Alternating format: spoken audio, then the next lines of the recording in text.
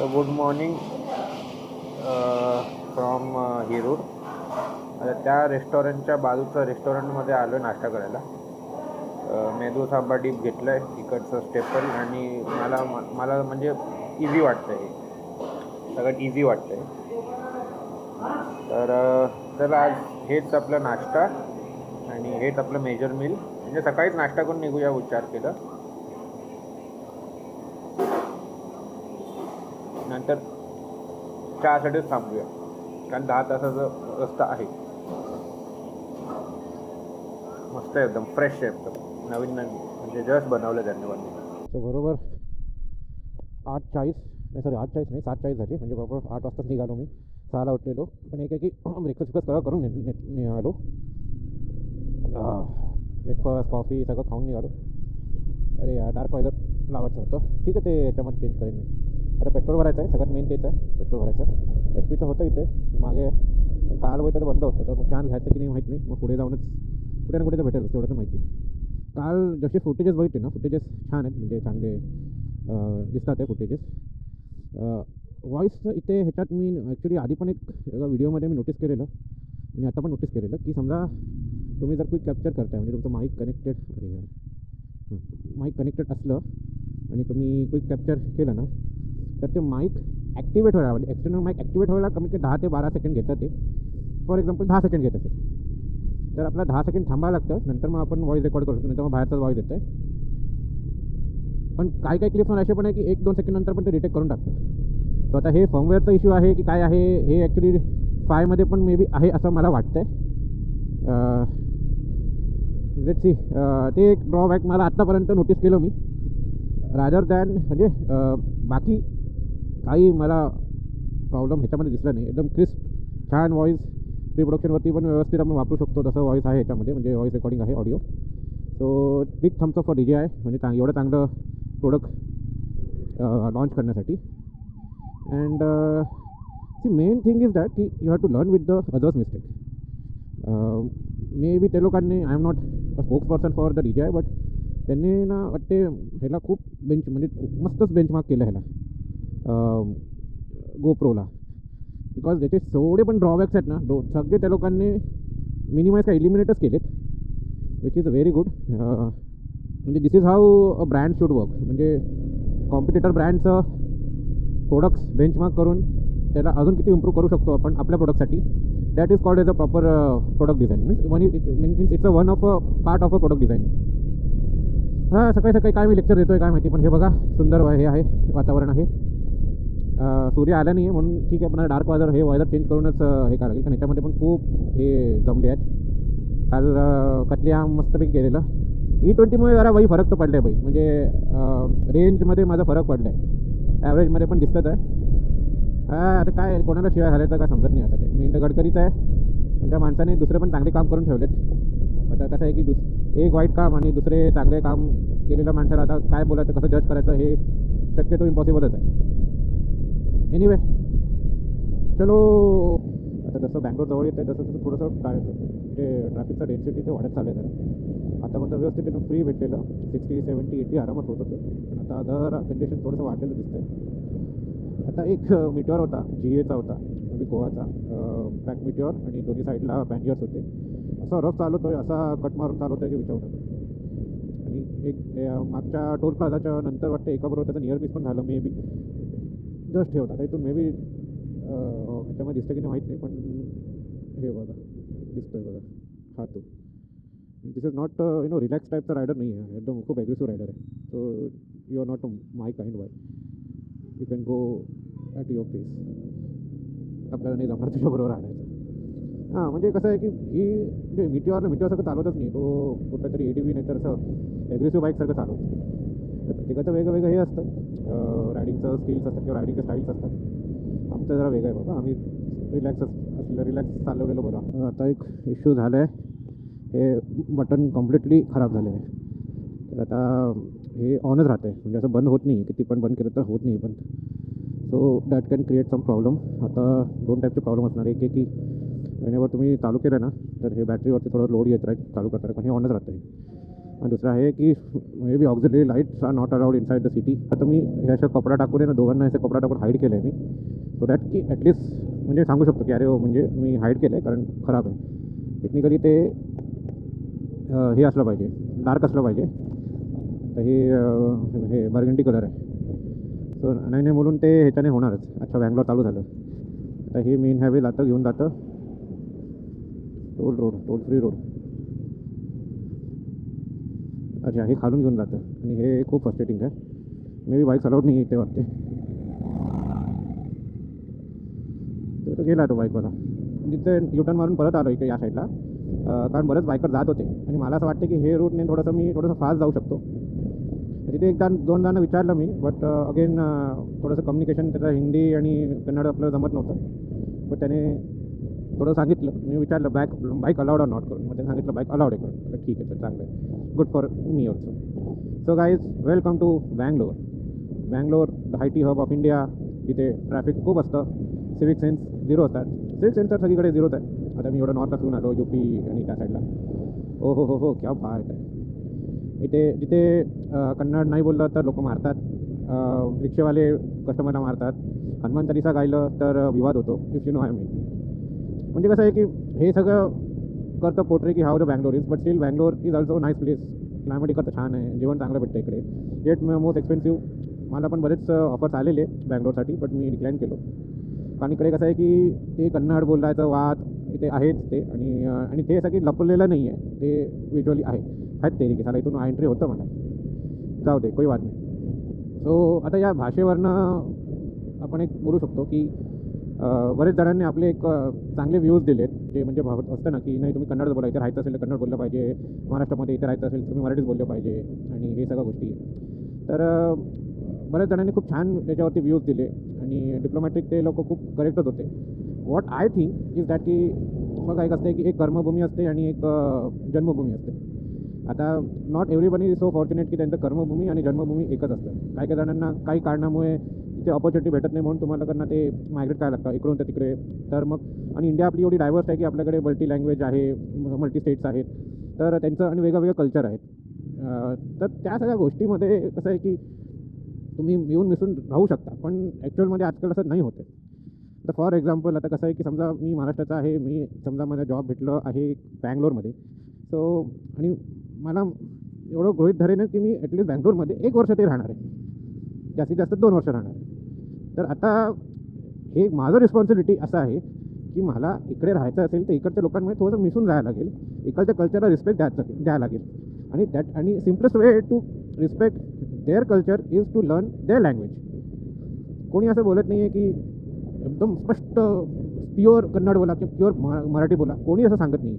तुम्ही ट्राय तरी करा, थोडंसं तुटीफुटी करा. तो म्हणजे असं तुम्ही जसं म्हणजे असं तुटीफुटी मेरी हिंदी है, तुटीफुटी मेरी मराठी है, तुटीफुटी कुंजुम कुंजुम, आय गेस कुंजुम कुंजुमच बोलतात कन्नड, असं तुम्ही बोलू शकता.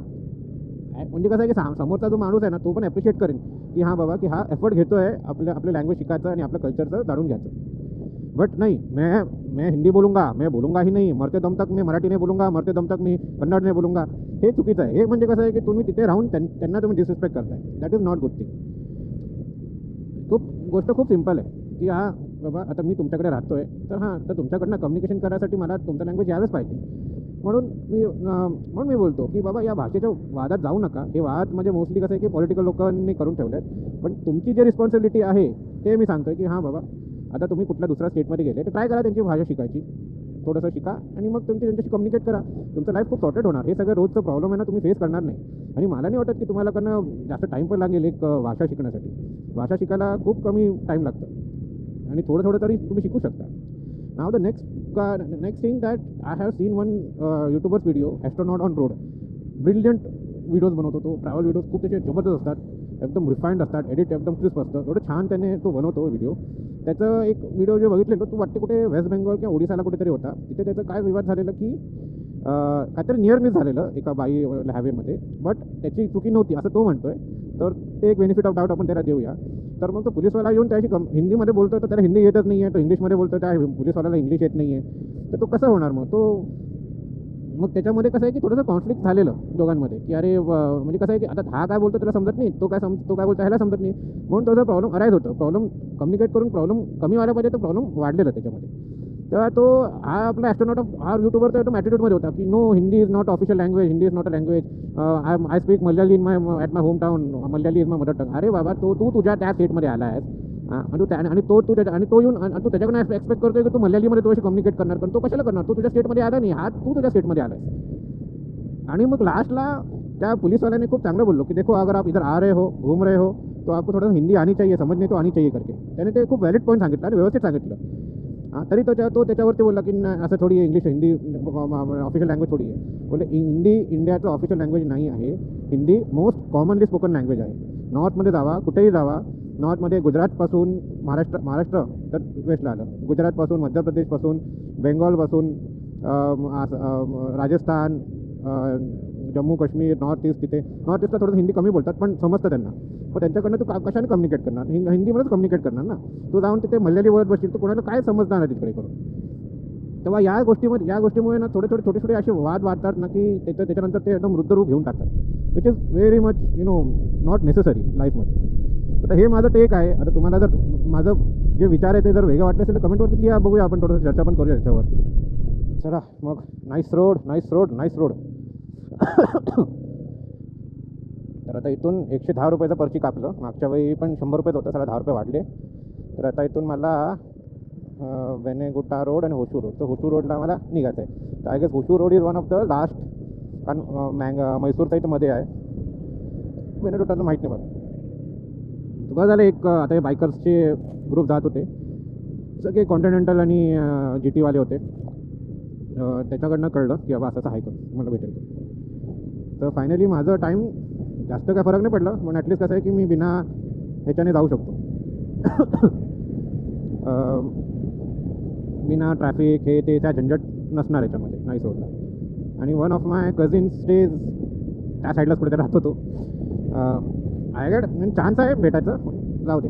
उगाच एवढं खुश झालेलो. ते नुसतं 2-4 किलोमीटरचंच हायवे भेटलेलं. मला वाटलं की 57 किलोमीटरचं भेटेल, पण नाही, त्या हायवेचं अजून काम चालू आहे. आणि आय रिमेंबर एक्झॅक्टली हेच रूटने आलेलो मी मागून, रामेश्वरमधनं हे रूटला लास्ट टाईम. तेव्हा पण फर्स्ट रेटिंग होतं, आता पण हे फर्स्ट रेटिंग आहे. काय सांगू आता, क्या शिकाऊ मी हमारी दास्तां.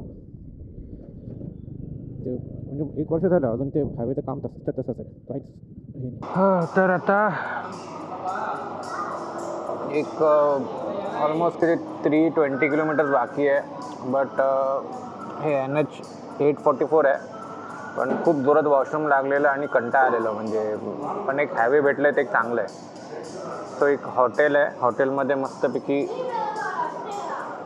चिकन बिर्याणी मागवलं आहे. इकडचं तमिळनाडूचं स्पेशल चिकन बिर्याणी, एकदम नॉर्मलच हॉटेल आहे, असं हायफाय नाही आहे. तर बघूया आता इकडचं खाऊन. चांगलं आहे. म्हणजे त्याला हाफ दे बोललो, पण ते हाफ आणि फुलचं असं कॉन्सेप्ट नाही आहे, ते असंच आहे. नॉर्मली मम्मी अशी करते आणि हे तमिळनाडू आणि तेलंगणामध्ये सेमच असतं असं.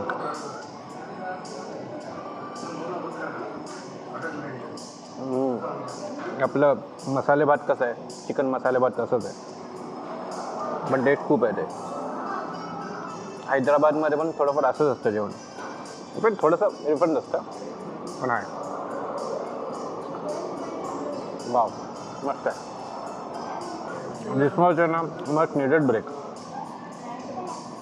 कारण माहीत नाही, मध्ये जे गावा लागलेत ना, त्याच्यामुळे अजून कंटाळलं मी. तर आता हे संपलं ना, तर एक थम्सअप खाऊन मग क्रूज कंट्रोल लागेल आपल्याला. आय होप त्याच्यानंतर जास्त त्रास नको व्हायला, कारण थोडंफार सिमिलर हे रूट आहे.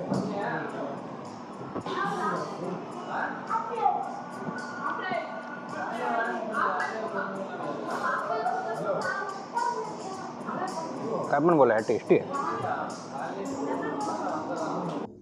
नॉर्थ साऊथ लिहिलेत, पण जे मेनू कार्ड आहे ते ह्याच्यात नव्हतंच, ते होतं तमिळमध्ये. तर आता कोण काय समजणार. तर सगळ्यात इझिएस्ट ऑप्शन होतं चिकन बिर्याणी, ते पण हिंदीमध्येच बोलला तो. Which is good thing. So केलं लंच. त्या इंटेन्शनने लंच करायची नव्हती, बट एवढं जोरात वॉशरूम आलेलं ना की विचारू नका. बट वर्थ आहे यार, म्हणजे खरंच यार. म्हणजे कसं माहिती का, थोड्या थोड्या दिवशी the more I explore know proper जे तेलंगणा आणि साऊथ, तर ते समजून येते की माझ्या घरच्यांथ्रू किती इन्फ्लुएन्स आहे माझ्या घरच्या जेवणामधून इकडे, या तर त्यांच्याकडून माझ्या घरच्यांमध्ये. कारण मम्मी माझी जे चिकन बिर्याणी जे बनवते ना, ते म्हणजे नॉट दमवाला, एक नॉर्मलवाला, सेम तसंच होतं. सेम टेस्ट, टेक्स्चर पण सेम. आणि जे काय म्हणतात, म्हणजे काय सांगू काही सुचत नाही, एवढं मला मस्त आवडलं ते. एक नंबर आहे. आता हे तेच बोललं की हे झालं का नाही. तर road closure, NH44 road closure आहे. ठीक आहे, चलो. आता 7:14 म्हणजे किती, हो 1.5 तास थांबले. 1 hour 15 minutes. ठीक आहे, नो प्रॉब्लेम. तर बाय द वे 140 रुपीजचं झालेलं, 120 रुपयाचं बिर्याणी आणि 20 रुपयाचं मी ते थम्सअप केलं. अरे बापरे. तर मस्त पोट भरलं एकदम. तर आता किती खेचू शकतो आपण, आता जेवढं खेचता येईल तेवढं खेचूया. नंतर मग एक चाय नाही तर कॉफीसाठी थांबूया. एक आहे की कॉफी पिल्यानं जरा प्रेशर येतं, ते जरा काय माहिती माझं गडबड झाले काय काय माहीत नाही, जरा प्रेशर येते. 38 किलोमीटर्स माझं, सेम माझं पण डेस्टिनेशन 238 किलोमीटर्स आहे. 6 वाजून 7 वाजून 6 मिनटं दाखवत आहे, त्याच्या मागच्या 1 तासापासूनच. म्हणजे ज्या स्पीडने चाललो आहे ते तेच टाईम राहतं आहे. तर 3.5 तास 50 मिनटं दाखवत आहे. अजून 3 तास चालवायचं आहे यार. अरे म्हणजे ऑलमोस्ट 4 तास चालवायचं आहे. ओके, पाणी पण वाटतं संपलं आहे माझं ऑलमोस्ट. तर काय दिंडीगुल आलं, हे काऊथ इयर काऊथ त्या साईडसाठी. मी लास्ट टाईम सालीम त्या साईडनं आलेलो वाटते, रामेश्वरमधनं. हां, त्या साईडनं तिथे एक सर्कल आहे. हां, ते राऊंड अबाउट घेऊन मग तिथे आलं लागतं. हां, हे माहिती होतं, हे हॉटेल होतं. ते जस्ट बघितलं, मी राहिलेलो नाही आता. पण इथे गरम आहे, इथे असं उष्णता असं वाटतं आहे. असं थंडगार असं काय वाटत नाही. त्याच्यानंतर कन्याकुमारीला पण जायचं आहे, तिथे पण तसंच असेल की नाही काय माहिती. Temple was remaining. What about from you are going to Meenakshi, from there you can go to try to Kanyakumari also? Yes, sir. Or you can go visit Tiruchendur, Dhanushkodi. Dhanushkodi I have done 2 times. Oh, 2 times you have done. 2 times, yeah. Last year, same month, I have done Dhanushkodi. Then even I have done the Kanyakumari also. Also went, but not on the bike. I went on with my family, no. So there is one thing is lift. Sorry, sir. They are used to it now. Almost I have done more than 60,000 kilometers. Almost done. Mostly in the north is still untouched. I have been to Himachal and Uttarakhand and everything. South is also everything is done. Only the Hyderabad is now remaining. Yeah, northeast is also remaining. Thank you, sir. You are from here only? Okay. Okay, sir. Okay. So no, nice place, sir. Thank you, sir.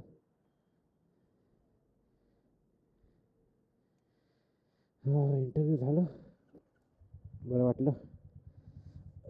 Problem आहे, साले हे गोळे घातले ना तर तो काय बोलतो काय समजत नाही. आय वॉज प्रिटेंडिंग की तो जो बोलतो आहे मी समजतो आणि मी त्याला आन्सर देत होतो. आणि I am little bit of speechless, कारण माहीत नाही दमका काहीतरी दम लागला असं फील होते. तर आता दुसरं एक काम करून घेऊया, पेट्रोल भरून घेऊया. तर पेट्रोल भरून मग I don't think so I need to stop anywhere right now. एवढं 40 किलोमीटरपासून ह्या लोकांनी ॲडव्हर्टायझमेंट लावून ठेवलेलं या हॉटेलचं, जे वॉटेवर ते आहे ते स्टॉल या फूड कोर्ट. आणि ओनली कॅश आहे. जीपे पे काही चालत नाही. सो इट्स बेटर की आय शुड म्हणजे हे वायझर चेंज केलं आणि निघून गेलो. I don't support such kind of businesses जे GST भरत नाही. कार्ड पेमेंट किंवा UPI पेमेंट नाही, म्हणजे की ज्या लोक GST हे करतात आहे, अवॉइड करतात आहे. So it's better not to support such kind of businesses. म्हणजे मोस्टली असेच बिझनेसेस बघितले आहे मी. अरे कोणाचा तरी फोन येत होता. बापरे, जामच आतल्या साईडला रूम घेतलं आहे.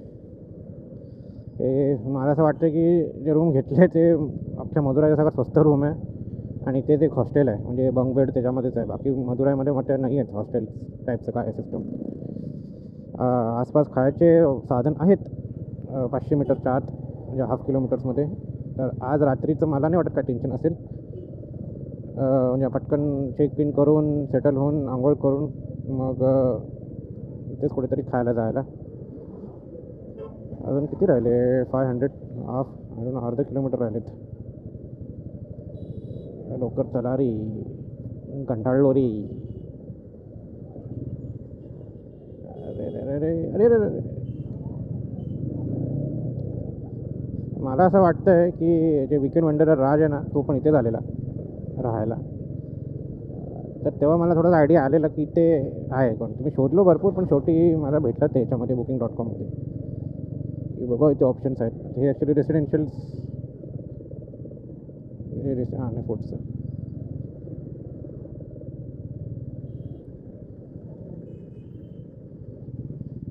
ओके, सो हां विकेंड वंडरर, तर तो पण वाटतं इथे झालेला असं वाटतं मला. काय झिकझॅक चालू आहे. आई शपथ, काय आहे?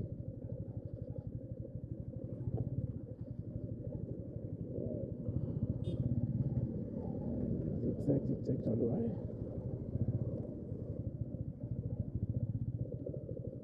ओके, इथे आपल्या घरासारखे असे बंगलो सिस्टम्स आहेत.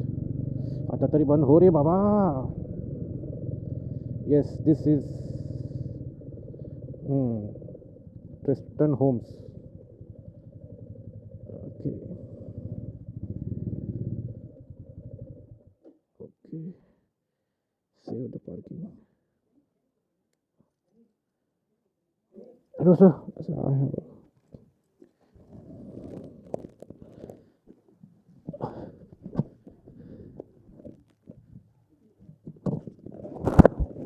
Hello sir, I have a booking.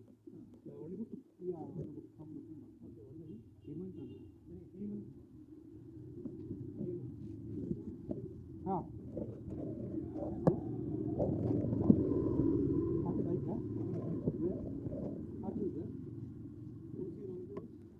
yeah, let me see first. How to take out all the luggage also.